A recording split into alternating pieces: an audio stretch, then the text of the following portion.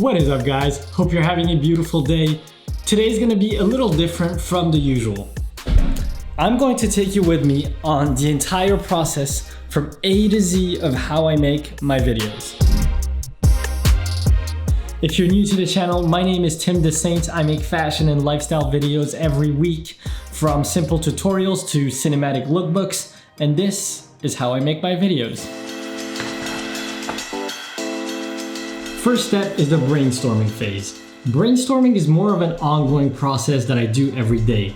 So I'm constantly thinking about new ideas, whether I'm walking outside, when I'm in the shower, or when I'm eating.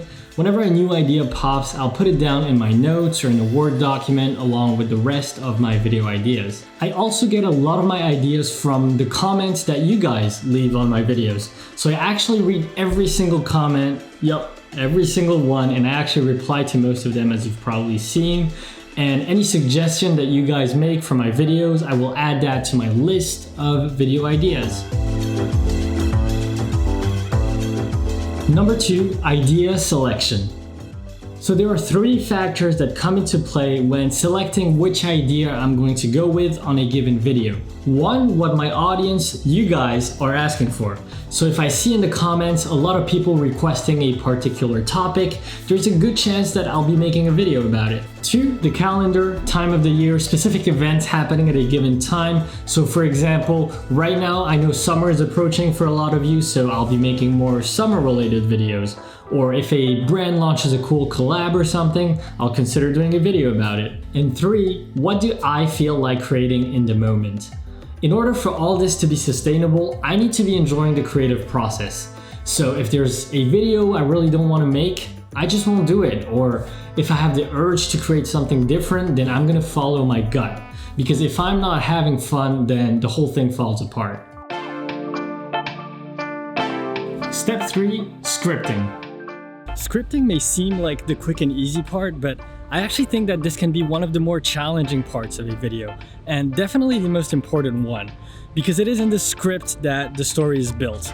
Not when you film, not when you edit, because even though those things may require a different set of skills that may seem more complicated, at that point you're essentially following the script that's been laid out ahead of you. And it's in the scripting phase that the creative decisions are made and the entire storyline is built. I usually like to do my scripting in a coffee shop. For me, there's nothing like a good warm beverage and a cozy but energetic environment to get into my creative flow. I like a spot that's got a chill vibe but still has people around, like stuff going on, music in the background. I want to feel like there's things happening around me. That way it motivates me to kick into high gear. Step 4, filming. So this is my main setup in my living room when I want to film indoors. It's really nothing crazy. You've got a simple white wall, the famous clothes rack, and a fake plant, because who's got time to water a real plant? Come on. As for my camera setup, I really only use this tripod on which I put my camera, which I'll show you later. So I'll move it around for different shots and change its height accordingly. This table is normally at the center of the living room, but since it's not a very big apartment, I do have to move it around when I want to film. As for the lighting, I will invest in some external light in the future, but for now I just film in the hours where there's the most natural light coming in. We are moving out very soon though, so external lighting is definitely something I'll look into for our new place. Anyways, let's take this next part outside. So the main camera I use is this Canon 6D Mark II, and I usually film with this 24 to 70mm zoom lens. As for the microphone, which you cannot see since it's on that camera right now, it is a Rode Video Mic Pro Plus. If you have no idea what the hell I'm talking about and all this camera lingo is confusing you, I'll include links to all my gear down below for those of you who are interested to know more. As most of you know, a lot of the videos I filmed include some cinematic lookbooks that are filmed outside, and those are usually with the help of my amazing assistant and girlfriend, Chloe. Hi. So the video we're filming today is about stripes, and it does include a cinematic sequence which we're going to start filming in this location right here. So we're usually very selective about the location that we pick so that it matches the outfit, and we also try to switch up the location to keep it interesting. And we're going to start filming right now, so I'll hand this camera over to you and we're going to show you some behind the scenes footage. Let's go.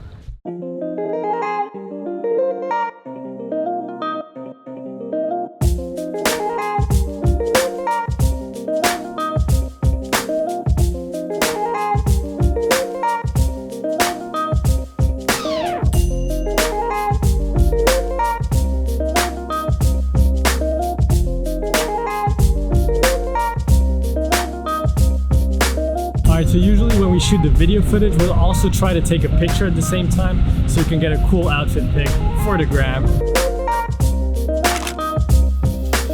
And that's a wrap. The footage is in the bag. So what do you think about the shots we took? Silky smooth. So now that this is done, you've brainstormed, you chose your idea, you scripted, you filmed.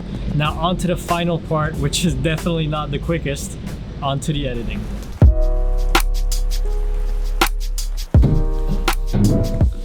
The final step, the one that brings the whole story together and turns your idea into reality, is the editing. And in most cases, this is also going to be the most time-consuming step of all. But it's actually a part I really enjoy because that's when you can give your own style to the video. From the way you edit, to the music you use, to the fonts you choose, it all comes together to make your video unique. I do all of my editing in Adobe Premiere Pro. I don't want to go too deep into the whole technical aspect of editing because I feel like that would bore you guys, but if you're interested to learn more about editing, there are plenty of great tutorials for free on YouTube. Some of my favorite YouTubers in that space include Peter McKinnon, Mango Street, or Daniel Schiffer. I'll include links to their channels down below.